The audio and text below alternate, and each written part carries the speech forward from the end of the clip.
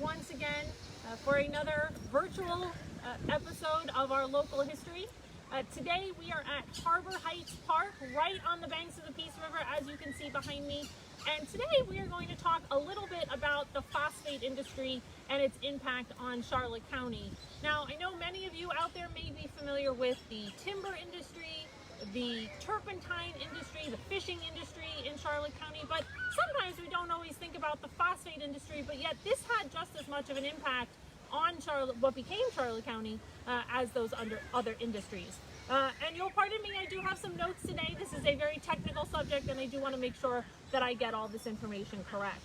So the first evidence of phosphate deposits, and I won't get into the scientific explanation of what phosphate is. If you all are interested, you can check that out on your own.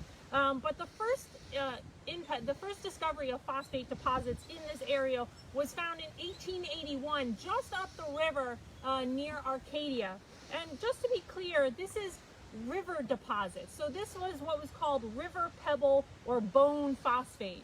And it was found by a gentleman that was actually surveying the area. So he was not intending to discover the phosphate, but he did discover those deposits in the course of his survey.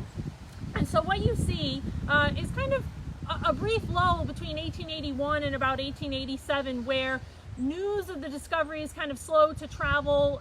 People really aren't sure what this is all about. And then by 1887, you have an increase in the purchasing of land in DeSoto County. And remember, Charlotte County does not formally exist as a separate entity until 1921. So all of this area, as well as up in what is now DeSoto, is all DeSoto County, right?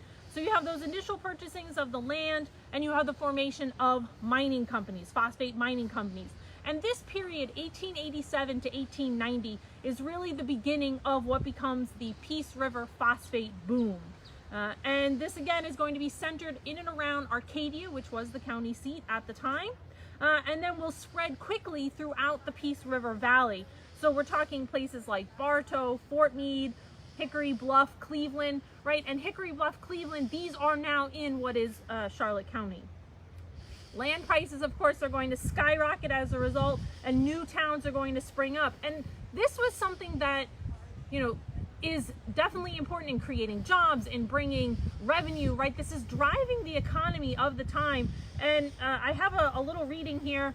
This is from, and I'll just hold it up so folks can see, this is Cantor Brown's Florida's Peace River Frontier. We have this at all the libraries.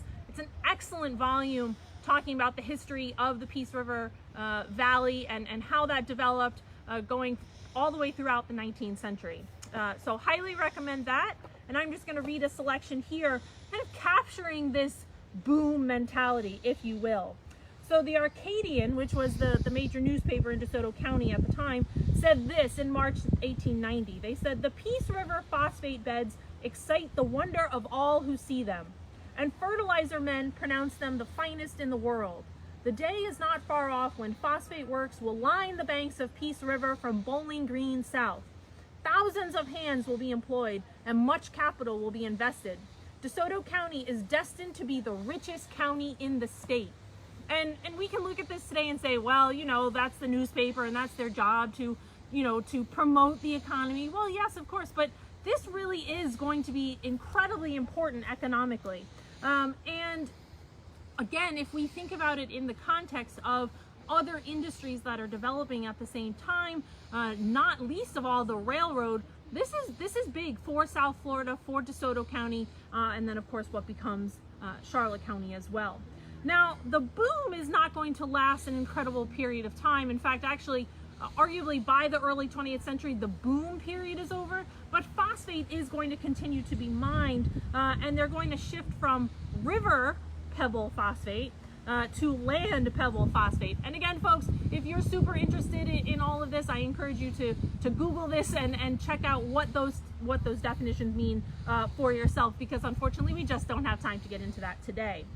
Now, this is a very labor-intensive industry, especially during the boom period in the 1880s, 1890s, right? This is before there's modern steam equipment. So a lot of this is going to be done by hand, by laborers that are either coming in specifically taking jobs to work in phosphate or had already been in the community, and this is an economic advantage. You do see a lot of the laborers coming from African American communities, and in fact the African American communities in South Florida will grow as a direct result of the things like the phosphate industry. And it is, I think, important to point out that one of Punta Gorda's earliest pioneers, George Brown, who became a very successful African American entrepreneur, really defying the racial and social standards that were set at that time. He originally comes to this area to work in the phosphate industry, and then later opens his own shipyard, the Cleveland Marine Steamways, in 1908. And that company, that shipyard, actually helps work on the vessels that are transporting the phosphate right down the Peace River. That was one of the ways in which phosphate was transferred out for shipment. And George Brown, just as a little bit more information on him beyond phosphate, George Brown is the one that sells the land to Charlotte County, what becomes Charlotte County, to build what is the old what is now the historic courthouse in downtown Punta Gorda. That was land that was owned by George Brown. He sells it to the county in 1927, and then the courthouse is built a year later. And George Brown, if anyone is interested and wants to go see him, he is buried in the Lieutenant Carl A. Bailey Cemetery in Cleveland. So please do check that out if you are able. So now, back to phosphate. How is this transformed, right? So the river, the mining, right, is actually occurring upriver. So the mining is not occurring here. But what you are going to see is it is transported down the Peace River by barge, right? I mentioned George Brown's shipyard being involved, but also by rail as well. And what is the final destination? The final destination is Boca Grande, right? The final destination is Charlotte Harbor, the Gulf of Mexico, right? Because you want to get that out for shipment, okay? Once railroads enter the picture, right? So the barging is going to continue to play a role, but once railroads enter the picture, here's where we're going to see an additional economic impact for what becomes Charlotte County. We have towns that are going to spring up, right?